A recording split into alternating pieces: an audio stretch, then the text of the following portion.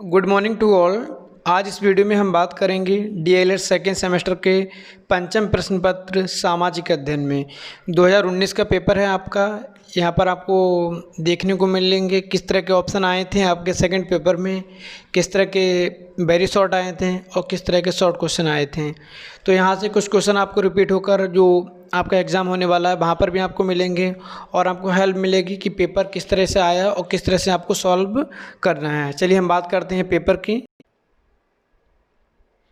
अब हम बात करते हैं यहाँ पर प्रश्न पुस्तिका है आपके द्वितीय सेमेस्टर 2019 का पेपर है पंचम प्रश्न पत्र सामाजिक अध्ययन। 50 अंक का प्रश्न पेपर है आपका। 15 पर आपके अति लघु उत्तरीय हैं, 15 आपके मल्टीपल चॉइस हैं और 10 क्वेश्चन आपके वेरी शॉर्ट हैं। कुल मिला के 50 नंबर का पेपर है। 25 नंबर आपका यहाँ पर पासिंग मार्क है। पेपर नॉर्मल लेवल का है, बस आपको यहाँ पर पढ़ना है, ध्यान देना है जो बेसिक चीज़ें हैं आपकी, जिससे आप पेपर को बहुत ज़्यादा ईजी वे में अटैम्प्ट कर पाएंगे। चलिए प्रश्न देखते हैं किस टाइप के अंक पे प्रश्न आए थे 2019 में। पहला प्रश्न था आपका, सम्राट अशोक के पिता कौन थे? तो आप सबको मालूम है सम्राट अशोक के पिता बिंदुसार हैं, ठीक है। अगला क्वेश्चन था आपका, बाघ की गुफाएं कहाँ हैं? तो बाघ की गुफाएं आपकी मध्य प्रदेश में हैं।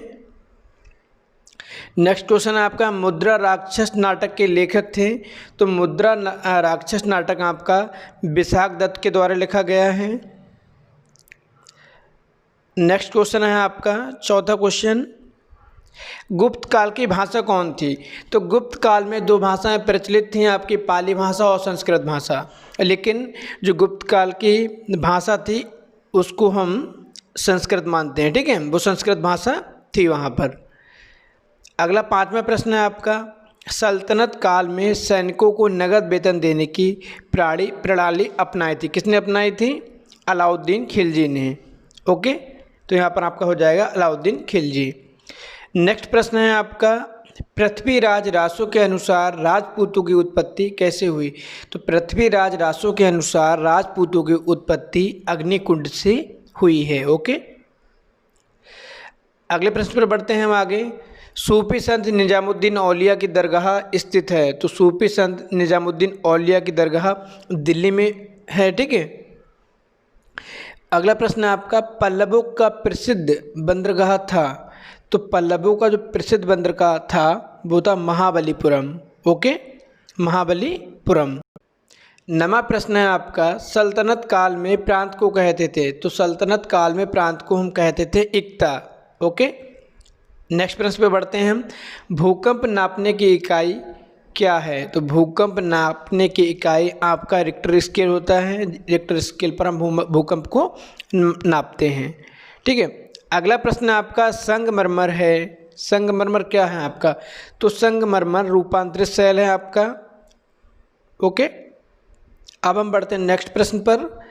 12वां प्रश्न है आपका, समुद्र तल से ऊपर उठे हुए विशालतम भूभाग को क्या कहते हैं? तो समुद्र तल से जो ऊपर उठा भूभाग होता है उसको हम कहते हैं महाद्वीप। ओके, अगला प्रश्न है आपका, सबसे बड़ा महासागर कौन सा है? नॉर्मल प्रश्न है, प्रशांत महासागर। ओके, अगला प्रश्न है आपका, भारतीय संविधान में नीति निर्देशक तत्व को किस देश के संविधान से ग्रहण किया गया है? तो कहाँ से लिया गया है? आयरलैंड से। ओके, अगला प्रश्न है आपका, निजी एवं सार्वजनिक दोनों क्षेत्रों का सह अस्तित्व पाया जाता है?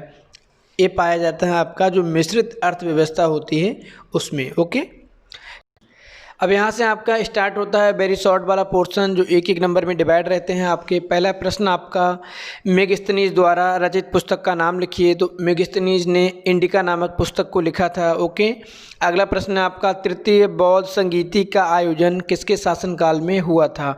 तो तृतीय बौद्ध संगीति का आयोजन काल सम्राट अशोक के शासनकाल में हुआ था। किसके शासनकाल में? सम्राट अशोक के। अगला प्रश्न है आपका, खजुराहो के मंदिर का निर्माण किन राजाओं ने कराया था? तो खजुराहो के मंदिर का निर्माण किसने कराया था?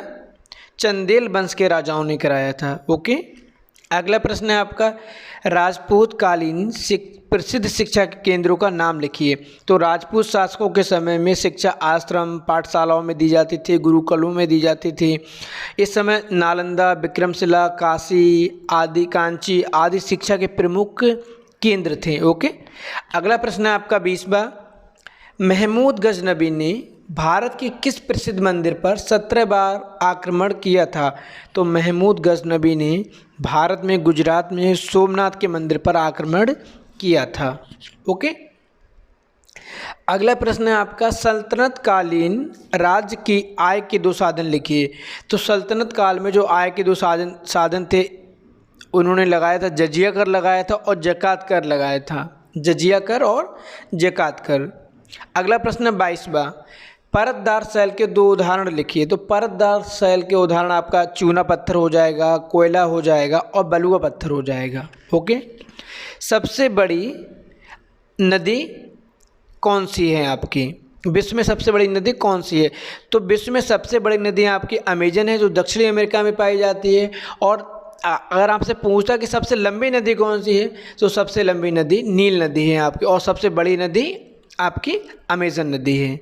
ओके, पृथ्वी की आंतरिक क्रियाएं कौन सी हैं? तो पृथ्वी की आंतरिक क्रियाओं में आपका भूकंप हो जाएगा, भूस्खलन हो जाएगा, ज्वालामुखी हो जाएंगी, जो पृथ्वी की आंतरिक धरातल में संपन्न होती हैं। ठीक है, 25वां प्रश्न है, सूर्य तप किसे कहते हैं?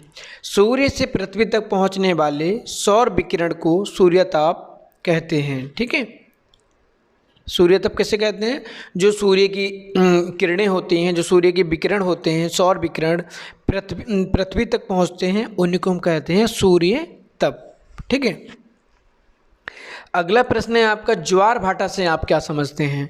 ज्वार भाटा सूर्य व चंद्रमा के गुरुत्वाकर्षण बल के कारण जो प्रतिदिन नियमित रूप से समुद्र तल का जल जब ऊपर उठता है तो उसको ज्वार कहते हैं, जब वो जल वापस जाता है तो उसको हम भाटा कहते हैं। ये स्थिति एक दिन में 2 बार होती है, और चंद्र ग्रहण सूर्य ग्रहण के दिन जो ज्वार भाटा होते हैं आपके बहुत तीव्र गति से बहुत बलशाली होते हैं। ठीक है, अगला प्रश्न है आपका, संविधान सभा के प्रारूप समिति के अध्यक्ष कौन थे? ड्राफ्ट कमेटी के प्रेसिडेंट कौन थे? तो डॉक्टर भीमराव अंबेडकर। ओके, अगला प्रश्न है आपका 28वां, भारतीय नागरिकों के किन्हीं 2 मूल अधिकारों के नाम लिखिए। तो यहाँ पर मूल अधिकार के नाम लिखने हैं आपके, कौन कौन से मूल अधिकार हैं? तो पहला आपका समानता का अधिकार हो जाएगा, स्वतंत्रता का अधिकार हो जाएगा, शोषण के विरुद्ध अधिकार हो जाएगा, धार्मिक स्वतंत्रता का अधिकार, संस्कृति एवं शिक्षा का अधिकार, संवैधानिक उपचारों का अधिकार। ओके, अगला प्रश्न है आपका, भारत में हरित क्रांति के जनक कौन थे? तो भारत में हरित क्रांति के जन्म MS स्वामीनाथन थे। ओके, अगला प्रश्न है आपका 30वां, अर्थव्यवस्था की मूल समस्याएं लिखिए। क्या मूल समस्याएं हैं? तो अर्थव्यवस्था किसी भी देश में जो आपकी इकोनॉमी होती है वो बेस्ड करती है वहाँ के ह्यूमन रिसोर्सेज पर, वहाँ के नेचुरल रिसोर्सेज जो होते हैं, भौगोलिक स्थिति, मानवीय संसाधन, प्राकृतिक संसाधन के ऊपर। ओके, अगला प्रश्न है आपका, अब आपके वेरी शॉर्ट आ गए जो आपको आधे पेज में लिखना है कम से कम। 2 नंबर का प्रश्न है आपका, यहाँ पर है, मौर्य की इस प्रशासनिक व्यवस्था का वर्णन कीजिए। जो मौर्य सम्राट थे आपके, मौर्य साम्राज्य था, उसकी प्रशासनिक कार्य व्यवस्था क्या थी?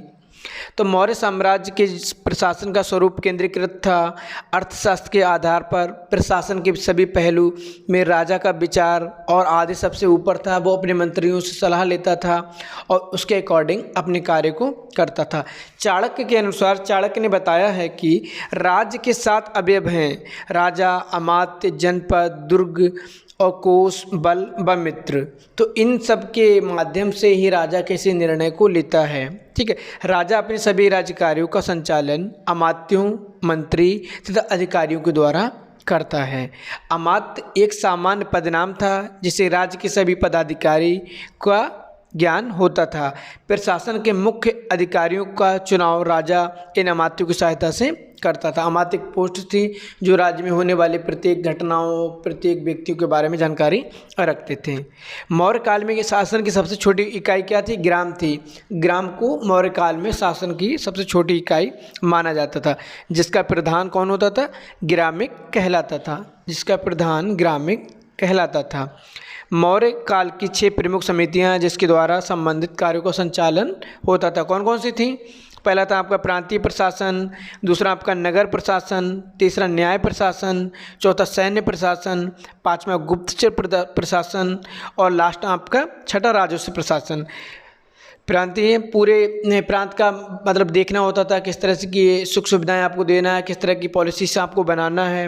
नगर जो आपका लोकल लेवल की चीज़ों को यहाँ पर आपको देखना था। न्याय प्रशासन न्याय व्यवस्था की जिम्मेदारी होती थी इनके ऊपर। सैन्य प्रशासन सुरक्षा की जिम्मेदारी होती थी। गुप्तचर जो बाहरी जैसे इस टाइम इंटेलिजेंस एजेंसी होती है हमारी, उसी तरह इन लोगों को गुप्तचर वाली व्यवस्था अपनानी होती थी। राजस्व यहाँ पर कर वसूली जो चीज़ें होती थी जिसके माध्यम से राजस्व इकट्ठा होता था वो करना होता था। ठीक है, अगला है गुप्तकालीन प्रमुख बंदरगाह कौन कौन से थे। तो गुप्तकालीन प्रमुख बंदरगाह कौन कौन से थे। गुप्त काल के बंदरगाहों में ताम्रलिप्त बंदरगाह, भरूच बंदरगाह, कल्याण बंदरगाह, कैम्ब्रे बंदरगाह आदि प्रमुख थे। ताम्रलिप्त जो बंदरगाह है आपका पूर्वी तट का प्रमुख बंदरगाह था। ओके, ताम्रलिप्त बंदरगाह से गुप्त काल के शासक दक्षिण पूर्वी एशिया से व्यापारिक संबंध स्थापित करते थे। ठीक है, अगला प्रश्न है आपका 33वां, दक्षिण भारतीय मंदिरों की विशेषताएं क्या हैं। तो दक्षिण भारत के जो मंदिर हैं वो सब आपके द्रविड़ शैली में निर्मित हैं। ठीक है, और क्या है, चालुक्य शैली का भी प्रयोग किया गया है। पल्लव, चोल, विजयनगर सभी ने प्राचीन काल में जो मंदिर बनवाए हैं वो दक्षिण शैली में बने हुए हैं। बिम्ना और गोपुरम दक्षिण शैली के प्रमुख मंदिर माने जाते हैं। दक्षिण भारत के जो कुछ प्रमुख मंदिर हैं आपने नाम भी सुने होंगे, जगन्नाथ का मंदिर, कैलाश मंदिर, इस्कॉन मंदिर और लिंगराज मंदिर जो कि द्रविड़ शैली पर बने हैं। ठीक है, अगला प्रश्न है आपका, मोहम्मद बिन तुगलक ने अपने शासनकाल में कौन कौन सी योजनाएं लागू की और इन योजनाओं का क्या परिणाम हुआ था। तो मोहम्मद बिन तुगलक के बारे में आपको सबको मालूम है कि मोहम्मद बिन तुगलक ने कौन कौन सी योजनाएं चलाई थी। बेसिक चीज़ें हैं, आपने 9th और 10th में भी पढ़ी थी। तो मोहम्मद बिन तुगलक की योजनाएं थीं, मोहम्मद बिन तुगलक ने साम्राज्य की प्रगति या अपने राज्य की प्रगति की सुव्यवस्था के लिए कुछ नई योजनाएं लागू की थीं, जैसे दोआब कर में वृद्धि, गंगा जमुना के बीच जो भूमि होती है जिसे हम दोआब कहते हैं वही भूमि कर में वृद्धि कर दी गई। राजधानी में परिवर्तन कर उसने अपनी राजधानी को क्या किया, दिल्ली से दौलताबाद या देवगिरी बनाने का आदेश रखा। देवगिरी का नाम दौलताबाद के नाम से भी जाना जाता है। ठीक है, तांबे की मुद्रा का प्रचलन किया। मोहम्मद बिन तुगलक ने शासनकाल में चांदी का उत्पादन कम हो गया था, इसलिए तुगलक ने चांदी के सिक्कों के स्थान पर मिश्रित धातु के सिक्के चलाने का आदेश दिया। ठीक है, अगला प्रश्न है आपका, मोहम्मद बिन तुगलक, इसी में अगला, ठीक है, मोहम्मद बिन तुगलक के शासनकाल में कई नई योजनाएं लागू की गईं किंतु असफल रहीं क्योंकि उसने सही समय पर लागू नहीं किया था। ओके, अब अगला प्रश्न है आपका 35, हमारी पृथ्वी पर कुल कितने महाद्वीप हैं, उन सब के आपको नाम लिखने हैं। तो आपको मालूम है कि ये कितना बेसिक प्रश्न है आपका, आज 6th क्लास के बच्चे को भी मालूम होता है कि कितने महाद्वीप हैं। तो सबसे पहले हम जान लेंगे यहाँ पर महाद्वीप किसे कहते हैं। आपका ऑप्शन में भी आया था महाद्वीप के बारे में। ठीक है, महाद्वीप समुद्र तल से ऊपर उठे हुए विशालतम भूभाग को महाद्वीप कहते हैं। विश्व में 7 महाद्वीप हैं, जिसमें सबसे बड़ा महाद्वीप आपका एशिया महाद्वीप है। फिर अफ्रीका का नंबर आता है, उत्तरी अमेरिका, दक्षिणी अमेरिका, अंटार्कटिका, यूरोप और सबसे छोटा महाद्वीप आपका ऑस्ट्रेलिया महाद्वीप है। ठीक है, इसके बाद करते हैं मौलिक कर्तव्य के संदर्भ में अपने विचार लिखिए। मौलिक कर्तव्य क्या हैं आपके। मौलिक कर्तव्य संविधान के 42वें संशोधन द्वारा नागरिकों के मौलिक कर्तव्यों को संविधान में शामिल किया गया। संविधान के 42वें संशोधन में सभी नागरिकों को 10 मौलिक कर्तव्य निश्चित किए गए। जैसे आपने जो सरकारी किताबें देखी हैं, बेसिक की किताबें, उनके पीछे सभी जो आपके मौलिक कर्तव्य वो मेंशन रहते हैं। आप देखिएगा उसके पीछे सब मेंशन कर दिए जाते हैं। तो मूल कर्तव्यों की संख्या 2002 में 86वें संशोधन के द्वारा 11 तक बढ़ाई गई। कुछ आपके इसमें मूल कर्तव्य इस प्रकार हैं। ठीक है, पहला, भारतीय संविधान का पालन करना, राष्ट्रीय ध्वज, राष्ट्रगान का आदर करना। ठीक है। अगला, प्राकृतिक पर्यावरण की रक्षा एवं उन्नति करना तथा प्राणी मात्र के प्रति दया भाव रखना। अगला, भारत में संप्रभुता, एकता और अखंडता को बनाए रखना, सार्वजनिक संपत्ति की रक्षा करना और हिंसा का त्याग करना। सार्वजनिक संपत्ति आपकी ट्रेन है, आपकी बस है, जो भी आपकी मोन्यूमेंट्स वगैरह हैं, उन सब की आपको संरक्षण करना है, कंजर्वेशन सबका करना है और आपको कोई गंदगी वगैरह वहाँ नहीं फैलानी है। ठीक है। इसी प्रकार से यहाँ पर जो 11 नागरिकों को मूल कर्तव्य प्रदान किए गए हैं वो आपको यहाँ पर मेंशन कर देना है। अगला प्रश्न 37, जल के स्रोत कौन कौन से हैं। अब जल के स्रोत के बारे में आपको लिखना है। जल के 4 प्रमुख स्रोत हैं आपके, पृष्ठीय जल, भूमिगत जल, वायुमंडलीय जल और महासागरीय जल। पृष्ठीय जल कौन सा होता है? जो जल, वह जल पृथ्वी की सतह पर पाया जाता है। फॉर एग्जाम्पल, नदियों का जल, तालाब का जल, झरने आदि का जल। भूमिगत जल की हम बात करते हैं, जो जल भूमि के अंदर रहता है, जिसको हम नल के द्वारा, हैंडपंप के द्वारा और मोटर के द्वारा बाहर निकालते हैं। वायुमंडलीय जल वह जल जो जल वाष्प के रूप में वायुमंडल में उपस्थित रहता है। ठीक है। महासागरीय जल, महासागरों का जल खारा होता है, जिसे हम पीने के काम में नहीं लेते, तो वो आपका महासागरीय जल। ठीक है। अगला प्रश्न है आपका, वायु क्या है? वायु को गर्म होने का क्या परिणाम है? वायु विभिन्न गैसों का मिश्रण है जिसमें नाइट्रोजन, ऑक्सीजन की मात्रा होती है।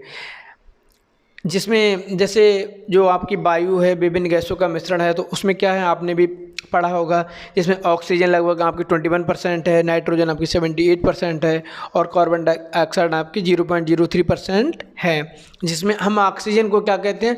प्राणवायु कहते हैं। प्राणवायु इसलिए कहते हैं, विदाउट ऑक्सीजन के ह्यूमन जो मानव का अस्तित्व है वो उसका कोई वजूद नहीं है। ठीक है। अब हम आगे बात कर लेते हैं। ठीक है। 39 क्वेश्चन के बारे में। ठीक है, कि संविधान क्यों महत्वपूर्ण है? तो संविधान इसलिए महत्वपूर्ण, किसी भी देश को सही तरीके से चलाने के लिए कुछ नियम कानून बनाने पड़ते हैं, कुछ रेगुलेशंस बनाने पड़ते हैं, तो संविधान की ज़रूरत पड़ती है। ये लोगों को नियमों दायरों में बांध कर रखता है, उसके अकॉर्डिंग चलने पर मजबूर करता है और उनको आगे बाध्य भी करता है। अगर आप संविधान के नियमों का पालन नहीं करेंगे तो आपको न्यायपालिका के माध्यम से दंड दिया जाएगा। ठीक है। और संविधान के नियमों के द्वारा आपको आज़ादी, आपकी स्वतंत्रता भी मिलती है, आप किसी भी कार्य को कर सकते हैं। संविधान में अधिकार वर्णित किए जाते हैं, लेकिन स्वतंत्रता वहाँ तक सीमित है जहाँ तक किसी दूसरे की स्वतंत्रता को क्षति ना पहुँचे। ठीक है। तो इसमें क्या है आपका, संविधान देश के नागरिकों को मौलिक अधिकार प्रदान करते हैं। संविधान देश के नागरिकों के मौलिक अधिकारों की रक्षा करते हैं। ठीक है। संविधान में ऐसे नियमों को तय किया जाता है जिससे देश के राजनेता अपनी शक्तियों का गलत प्रयोग ना कर सकें। ठीक है।